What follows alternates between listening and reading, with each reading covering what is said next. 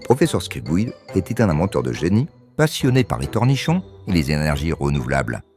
Il avait réussi à mettre au point une énergie grâce à une nouvelle variété de cornichons géants qu'ils pouvaient fournir de l'électricité pour des siècles. Cependant, ce n'était pas suffisant pour combler sa soif de gloire et de reconnaissance. Il avait une nouvelle obsession, être le premier homme à entrer en contact avec des extraterrestres. Il demanda alors à son robot constructeur de lui fabriquer une antenne de communication. Le robot partit à la recherche de matériaux dans l'atelier du professeur. Mais, ne trouvant rien d'adapté, il décida de sortir dehors. C'est alors qu'il eut l'idée de récolter tous les râteaux du voisinage pour construire la gigantesque antenne.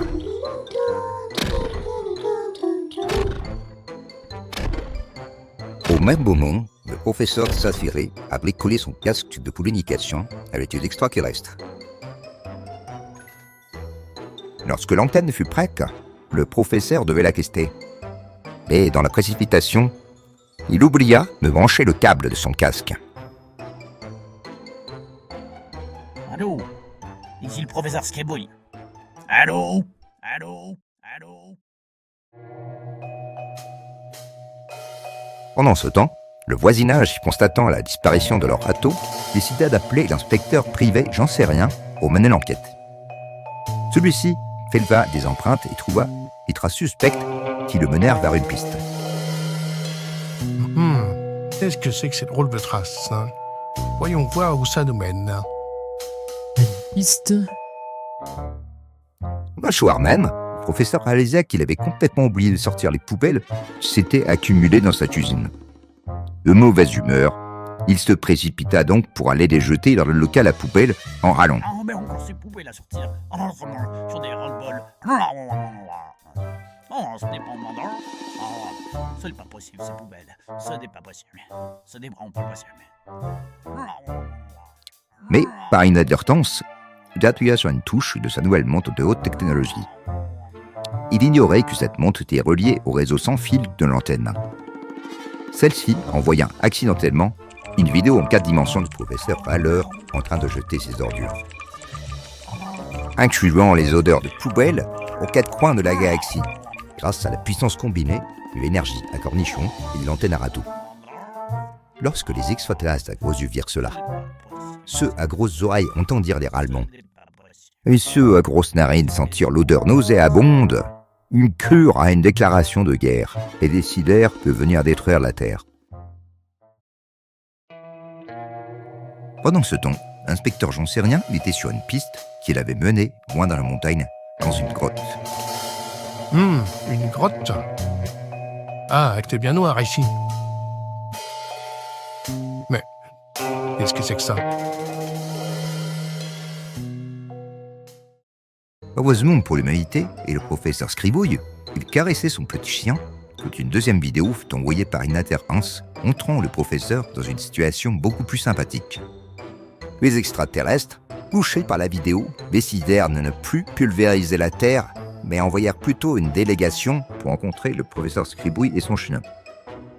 Le professeur Scribouille avait réussi à rencontrer des extraterrestres, mais pas de la manière dont il avait imaginé.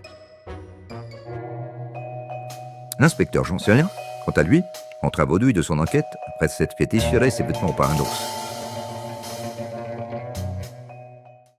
Mais l'histoire était encore moins vite finie. Sur une planète appelée Tedalux, située dans une galaxie très éloignée, les extraterrestres de cette planète étaient connus pour leur amour de l'exercice physique. Ils passaient la majeure partie de leur temps à pédaler dans leur vaisseau à pédales. Ces extraterrestres reçurent eux aussi, avec un peu de retard, la vidéo étrange et provenance de la Terre. Les extraterrestres de Pédalux interprétèrent cette vidéo comme une menace à leur égard. Furieux, les extraterrestres de Pédalux décidèrent de partir sur leur vaisseau à pédales pour démolir la Terre. Ils avaient entendu parler des humains, ces êtres arrogants et pollueurs, et ils avaient décidé qu'ils méritaient d'être anéantis. Ils utilisèrent leur vaisseau à pédales, traverser les vastes distances de l'espace, pour aider jusqu'à la Terre. Pendant ce temps, le professeur Scribouille était totalement inconscient de la situation qu'il avait créée. il avait décidé de partir en vacances sur une île paradisiaque, où il s'imaginait tirotant des cocktails exotiques et ensoleillés. Mais les extraterrestres de Pédalux étaient bien déterminés à arriver sur Terre. Leur vaisseau à pédales était alimenté par leur propre force physique, ce qui en faisait un engin de guerre redoutable.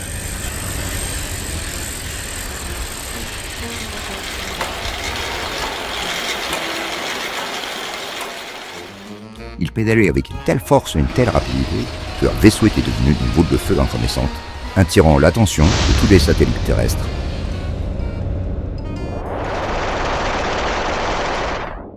Les gouvernements avaient détecté l'approche du vaisseau spatial des Pédaluxiens et avaient lancé une opération de défense. Cependant, lorsque les Pédaluxiens arrivèrent sur Terre, ils étaient tellement fatigués qu'ils arrivaient à peine à se tenir sur leurs pieds et encore moins à détruire la planète. Les Pédaluxiens se rendirent compte que leur dépendance à la force physique pour propulser leur vaisseau les avait laissés sans énergie pour combattre. Ils décidèrent de rentrer chez eux, abandonnant leur mission de destruction. Le professeur Scribouille, qui avait compris cette terrible erreur, avait envoyé un message d'excuse aux extraterrestres de la planète Pédalux, leur expliquant la situation. Les extraterrestres, après avoir conclu leur erreur, décidèrent de rentrer chez eux, pédalant doucement dans l'espace, soulagés d'avoir évité une catastrophe. Et depuis cette journée mémorable, le professeur Scribouille avait compris l'importance d'éviter les gaffes et décidé de faire plus attention afin de ne plus envoyer de vidéos malodorantes à travers l'univers. Finalement, tout est bien qui finit bien.